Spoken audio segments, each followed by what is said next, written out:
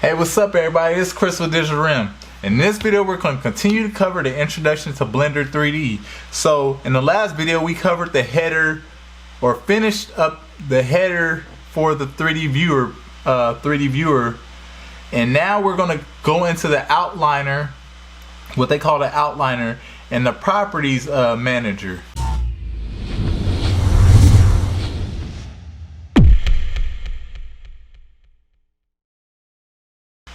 Alright, so here we go.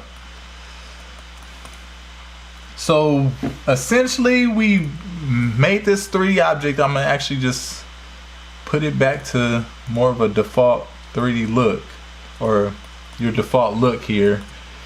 And what we have here is on the right side, usually in a default Blender scene, they give you the outliner here and they give you the properties manager here. So the outliner being everything in this scene is listed like a packing slip or something. It's listed. Everything that's in the scene is listed here, and you can essentially go through the scene and see what you have in the scene. You can create collections. You can join objects together. You can parent objects. You can simply just drag an object here and it'll parent to another object. Oh, I thought you could, but you can parent objects, but you can pretty much see the hierarchy of the whole scene in its entirety. So that's where that lives. One of the things that is very important that I didn't know where it was at first. If you go to this little funnel thing here, and I'm used to having these options available, so I usually click the selectable option, the display and viewport option, which if you have the eye, it really doesn't matter. But definitely the camera, the disable render and the renders option, at least these three options, and you're good to go. That's what I'm used to in normal circumstances with other 3D packages I'm working with. The reason being, I might have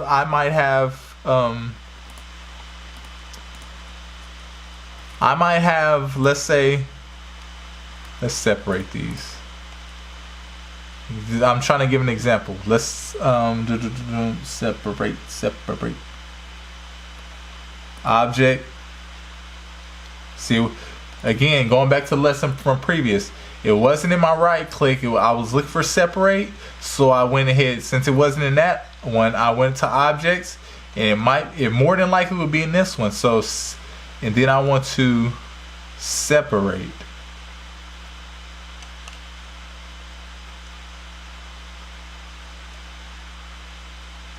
Alright, so it's not in there. So if you don't see it in there, go back into edit mode, select everything, go into mesh, separate, selection, or better yet, just I want this to be separated, so mesh, separate, selection.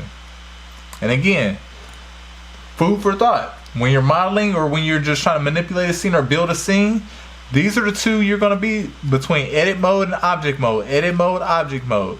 So if you're trying to find something, or trying to do something, and let's say you're in object mode and you're like, man, I just want to separate, or I want to split these up or something like that, and people really get frustrated at this point. It's like, man, where is this at? Where is this at? I can't find it. It's all of these options. I quit with Blender. I'm done with Blender. Well, the only thing you have to do is go into edit mode. That's the only difference with other packages. You go into edit mode, then you have all of these other options again, where you can merge vertices, where you can flip normals, where you can recalculate. What was that? It was in normals. Recalculate normals. You know, you can do so much. You can mirror, you can snap, you can split, you can extrude, you can bevel, you can do all of this stuff in edit mode. So again, that's one of the things I want you to just be mindful of. I want to separate, I went into edit mode, selected what I want to separate, went to mesh, went to separate, and separated. Simple as that. So that's where that lives. That's really a major key point, major key point of understanding Blender, is that if it's not in object mode, menus on that menu header bar that I've been showing you, go into edit mode and it'll be in that menu bar. So you have two menus on one object. And I know it's a little confusing, but you'll get used to it. So I wanted to separate that for what reason again? Oh yeah, what was I separating that for? Dang, I went down a whole rabbit hole. Very important rabbit hole, by the way, but went down a rabbit hole because I was trying to do something. There's nobody to remind me, and I remember. So if you have an object, let's say this object here. Oh man, I didn't put it in the. So you have this object here that I created.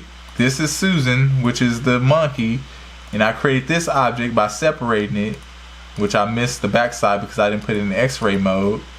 Going back to the previous lesson, put it in X-ray mode. But I want to toggle this. I want first toggle the selectability off. So now look, I can't select this, but I can select this one, but I can't select this one because I turned the selection off. That's another thing. Like if you're like, man, why can't I select this? Go ahead and look in the outliner. And if you see this little thing is checked off, check it back on. You'll be able to select it again. If it's missing in action, make sure the eyeball is there so you can see it. Like there it is. The eyeball is off. It's not visible in the viewport. Now one of the major things that I like about this is, let's go back into the camera view. I put this here. Oh, it's origin, geometry. Let's say I made this just so I can measure or something, whatever. I made this for a reason that I'm like, I don't want to render it. I just want to use it to measure it or cut it out or whatever the case. If I hit the camera button, when I render this scene, it won't be included in the render, in the final render, which is ideal. But if I keep it on, it'll be included in the final render. Again, you know, it's kind of this is why I think these three are very important to keep always on the screen, because I tend to, especially with architecture and things like that, I tend to make measuring boxes just so I can quickly, rapidly create new objects at the right length and for the right scale. So, and then toggle renderability, if that's even a word, but renderability off on that object. So we're just gonna delete that because it's not even a whole box, it's half a box. Wait, all right, so we're just gonna delete all those boxes. So that's how you do that. And you saw how I was able to select those, and those different things were in the outline when I did it. And as simple as that. What else do we have here? You can arrange these by the scene, by the view layer, by the sequence, by the Blender file, by the data API, by the orphan data. I never changed this. I'm sure there's many reasons why you want to change it, and I'm pretty sure you can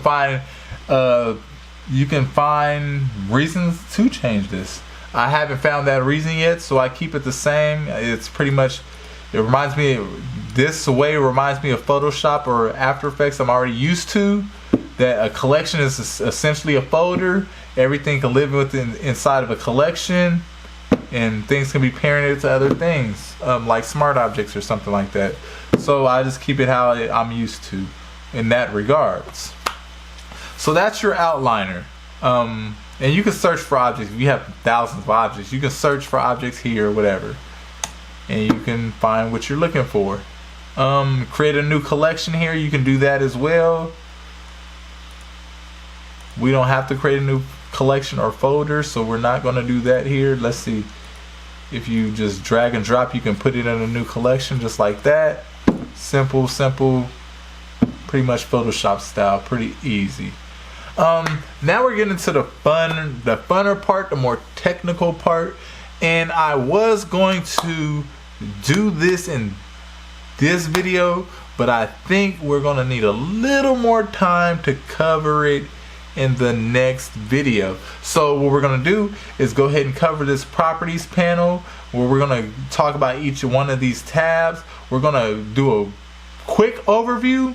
We're not gonna go get too deep, too technical, because there's a lot in there. There's a lot. In the next video, bring your thinking caps, bring your notes, take out your notes, get ready to click help, the user manual, all the other stuff. But essentially, when building your 3D scene, this viewer here and this properties panel and this outliner is going to get you 90% there, or 70% there, because there are other things that you need to do to make it look real, or other viewers you need to have to make it look real or animated or things like that. But it's going to get you more than halfway there.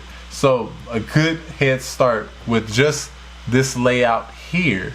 So this properties panel is very important to setting up your scene, manipulating your objects even further than just editing them in edit mode here, but even doing even more with all kinds of mathematics and functionality that's already included in Blender. You don't have to do the math, it's already built in. But again, that's what I'm saying, that to say mathematics is the key to this whole program. And if you do know about Python and know how to code things, you can create these same types of like modifiers and things that makes your job a lot faster. For example, I'm not going to click one right now because I'm going to wait till the next video, but for example, this head can be duplicated all the way down to 100 times in the x-axis, and pretty much I didn't have to duplicate, I didn't have to click multiple times or any of that.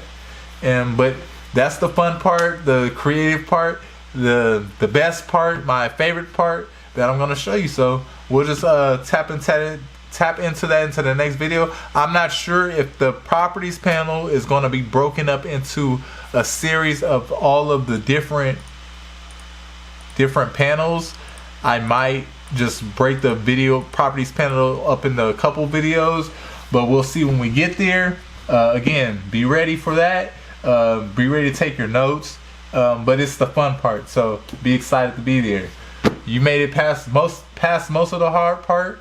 I mean, you're pretty much there. You're about to learn Blender, so keep going. See you in the next video.